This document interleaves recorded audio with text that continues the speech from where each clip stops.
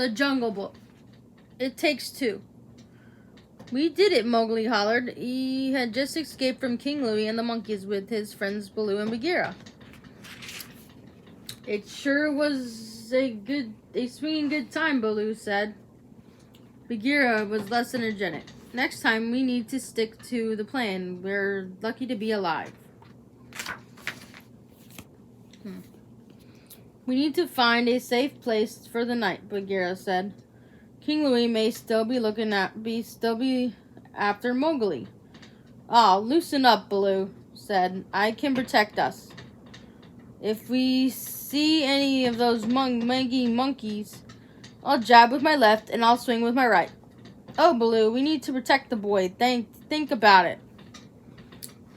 Mowgli sighed. He didn't need protecting.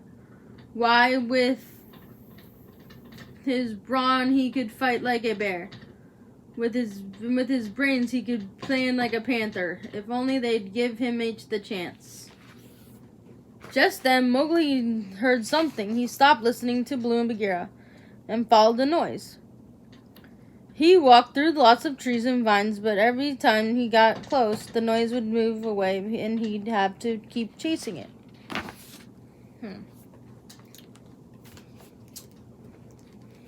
Then suddenly there was a rustling sound above his head, somewhere in the trees. Mowgli looked around. He saw something jump onto a branch. Hello, Mowgli called up the tree. Come out and play. A little flying squirrel poked his head out of the leaves. Mowgli giggled as the flying squirrel glided above him and landed on another branch. I want to try that, Mowgli shouted. He climbed a tree and grabbed a vine. Whee! Plunk! Woo! Crash!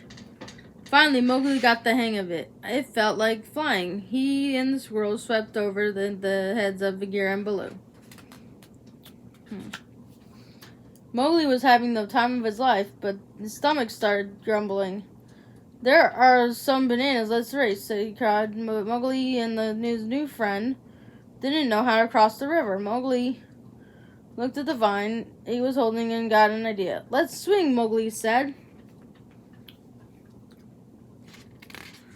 On the count of 3. 1, 2, 3. Eep!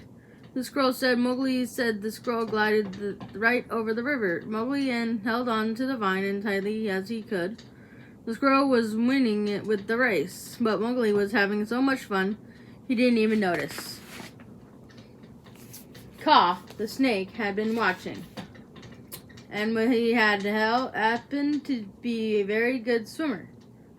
He waited for the prey on the other side of the river. Oh, there's the man cub swing to me, Kaa said. Then Kaa watched as Mowgli and the squirrel headed right into this water. Splash! Kaa slithered down from the tree and his eyes grew wide. Trust in me, the snake said. Just slide into my coils. Mowgli and the squirrel grabbed onto Kaa, who pulled them up into the tree with him. Oh, look, a squirrel, Kaa hissed. The squirrel's eyes focused on Kaa. Using his brain, Mowgli realized if he didn't look into Kaa's eyes, then the snake could not make him go to sleep. And with his brawn, Mowgli wrapped Kaa's tail around a stone and dropped it. The snake fell from the tree. Some thanks I get, Kaa muttered. Mowgli, little birches. Bagheera and Baloo stood across the river shouting, It's over. I'm over here, Mowgli roared. I used my brains and my brawn to save. What? We can't hear you, said Baloo. Mowgli turned to his squirrel friend. Let's meet again, Mowgli said. Maybe next time I'll try gliding without the vine. The squirrel flew way high above the ground. Well, maybe that's not such a good idea, Mowgli added. Mowgli made his way down river past the waterfalls. Bagheera and Baloo followed him on the other side. When it was finally safe to cross, Mowgli swung and swam to his friends. That night, as Mowgli drifted off to sleep, he heard his friends still arguing. He didn't look in Kaa's eyes, Bagheera said. He used a big rock to get rid of Kaa, Baloo argued. Mowgli smiled. He fell asleep thinking about his adventure-filled day. He had used his brains and his brawn to save himself and rescue his new friend.